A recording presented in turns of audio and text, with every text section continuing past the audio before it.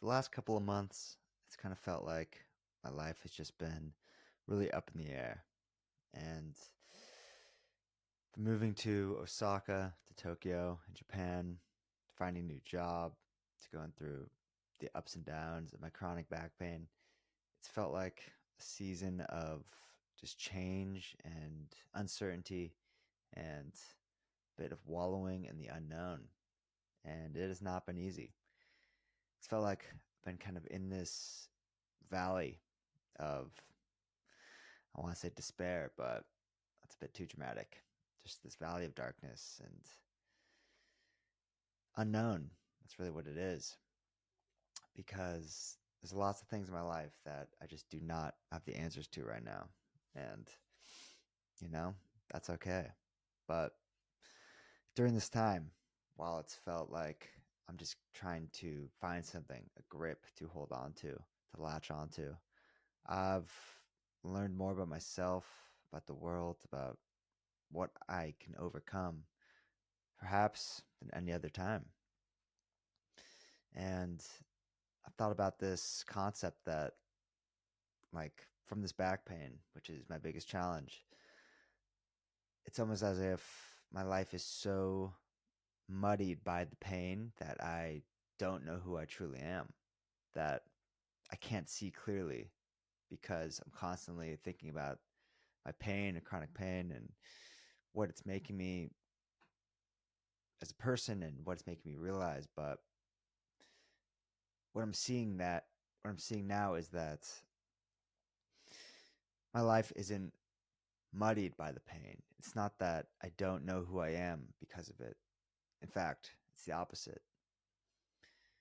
I know who I am on a much more visceral and real and deep level because through this storm, I'm doing whatever it takes to see clearly. And I'm seeing the depths of myself emerging from this, you know? This is who I am. It's not that my life has been ruined because of this. My life has been made because of this. Something I say often. This pain, this challenge has not diverted my destiny. It is my destiny. And that applies also to this concept of not knowing who I am because of this. I know who I am truly because of this. And who I am, I think of myself as the warrior poet. And that is something from Aubrey Marcus, who I was a big fan of and watched a lot of his content years ago. And it really applies to this. The warrior poet, on the surface, they're calm, they're tranquil, they're peaceful. Because love commands everything they do. They love other people. They love this planet that we are on and call our own. They love all of life. But they're not weak. They're not merely to the whim of other people and, you know, our mercurial emotions. Underneath the surface, the warrior poet is strong and collected and composed because they've been through real shit. They've been through war. They've been through battle. Perhaps battle that they didn't choose, but a battle that chose them. And I like to think of myself as the warrior poet, soft on the surface, you know, but underneath, I know what it feels like to feel pain and to go through something real. And that is something, you know, the pain, it will be temporary. But what I learned from it is something that I will carry with me for the rest of my life. That is what's real, not the pain, but the lesson and who I become as I fight my way through it. And in this season, it's felt like one of the hardest seasons, even throughout the 7-year journey that I've been on of dealing with the chronic pain, because there's just so much change happening in my life right now that makes it very confusing and kind of amplified. But in this, I've broken down my friends, my family, crying, cried probably more in the last month that I have, I don't know, in a long time. And that is who I am. It's asking me to surrender. Man, surrendering is liberating. That also gets to the heart of what I want to speak about here, which is rest. And in this time, it's felt like so much happening all at once. 2 months ago, I was starting to find a new place in Tokyo, and just living in a foreign country on itself is quite exhausting. Every daily, the daily activities, all in a foreign language. So just add on to that paperwork and the administrative tasks of living here and setting up a life, bank accounts, and trying to move. So it starts with the compassion and realizing that this is not easy and it's going to take time, but you'll get through it in the end. And it started with moving to Tokyo, finding a new place here, also while trying to find a new job. That was kind of the beginning of this this storm. And I might just add that while it's been such a difficult season, it's also been so beautiful in so many ways. Saying goodbye to some of my best friends from Osaka. It's really hard, but it's beautiful, you know. Seeing us both go in our different directions and figuring out our lives. And I moved to Tokyo, and that, as exciting as it is, a bit of another headache. But I'm here now, and it's fucking awesome. Couldn't be happier with my place and everything I know that is coming.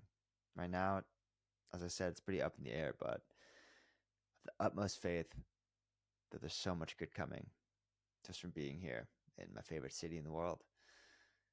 But it was stressful, and it's been stressful, and I've been just my foot on the pedal of trying to make everything happen right now, writing a book, moving, finding my path in life, and then kind of coming to terms with trying to deal with this pain on top of living this extraordinary life is fucking hard. And it's not that the pain is just the icing on the cake of this whole experience. The pain is my life. It's not me. I got to separate myself from the pain. But dealing with this, it is a full-time job. And it's exhausting. And I've been just surviving, just handling it for 7 years. Looking for answers, looking for a way out. I've done it. I've made it this far. But this past couple of months and then the past couple of weeks have been particularly difficult. Getting to Tokyo, I'm here now, finding my footing, finding my routine, which I haven't really settled into yet. And that's also part of the equation of just what makes this difficult. But, it hasn't been really any time to just take my foot off the gas and just rest, because it feels like there's this pressure that I have to find a job, and that is obviously important, and I am putting pressure on myself to do so. Not just any job, but some that I really connect to and want to be doing. And this opportunity came up to go with a documentary team to San Francisco last week, and I did, and I was very excited because that felt like a real step in my career, doing something creative. That's what I want to be doing. But my back ended up breaking down during the trip, and that made it pretty difficult. Getting back here, had another flare up, and it sounds so dramatic saying it, like just fucking back pain. But what I'm realizing is that I just need time to rest right now. With the universe, like today, I was just exhausted, just extra tired, and feel like I have to do all these things. I haven't given myself the time to just rest. And this realization came about. I just stumbled upon this YouTube video couple hours ago of this rancher. It's called like Wrangler something school. And the title was Just Rest. And that was enticing because I felt like, well, I watched the video and it spoke to my soul that maybe it's not physical rest you need. Maybe you're not physically tired. You could keep going, which for me, that is the truth. I feel like I can keep going. That's why I got back from the gym yesterday and had a back flare up.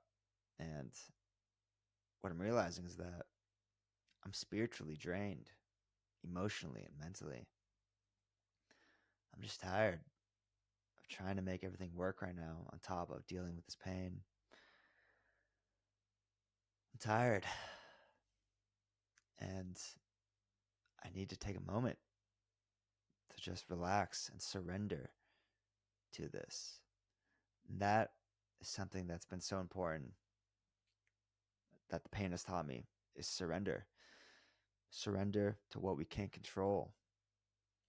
And if I don't learn the lesson of slow down and surrender, the pain will make me slow down. And surrendering, just like resting, is not quitting. Surrendering is saying, this is out of my hands. I put my hands up and I'm going to see what the universe is trying to tell me. Instead of pushing, instead of forcing. It's a principle from the Tao Te Ching of Wu Wei. Non-doing. Surrendering. Surrendering to what the universe is trying to tell us. Flowing with the tides of life right now, instead of pushing and trying to force something. But I really liked about this video. And this guy, he's a rancher, he's out there on the ranch and talking to his horses and stuff. It is beautiful. But resting is not quitting. Resting is taking a pause, knowing that you will get back to the mission soon enough. You'll get back to doing whatever it is you have to do. But the only way that you could get to the finish line, that you could get to where you're ultimately meant to go, is by pausing and reflecting and giving yourself space to just be for a moment. And that's what I need right now. It just hit me watching this video, is that I'm drained and I need to just, instead of keep forcing it, keep trying to go back to the gym every 2 days to see how my back is doing, commit to just taking a week off and say, even if it feels good, I'm not going to go. Because to stop now will mean that I could go back next week, be fully recovered and ready to actually get back after it. And I think my body is just telling me that with everything I'm trying to do right now, I need to just take a pause and just be. It's not easy. But it's so important. And resting, it's not just taking a vacation and going out and meeting, just being, it's not being busy in a different way. Real rest, I think, you know what that means. It's taking your foot off the gas and just being. Not entertaining yourself by other means, but truly resting. And, instead of distracting myself from the pain, which I do in positive ways, it seems, through writing and podcasts and reading, whatever. Maybe I just need a break from everything just to actually sit with the pain and what it's trying to tell me right now. Because the only way to overcome it is not to run from it, but it's to face it. And man, what a teacher this has been. I will forever carry these lessons with me. And like the warrior poet, on the surface, it seems like they're calm and composed, but that's because they've been through war. They've been through a battle, a challenge. something really worth fighting for. And this is it for me. This is, life will always present its challenges, but I think having gone through this, I'll be ready. I'll be ready with the wisdom that I've gleaned through the adversity to face whatever comes next, because there'll always be something. And that's what an extraordinary life is all about. Stepping into the ring, facing our fears and the unknown with full faith that we will overcome, that we can get through anything. But sometimes we got to pull back, take a rest, reevaluate. And that's what I need to do right now.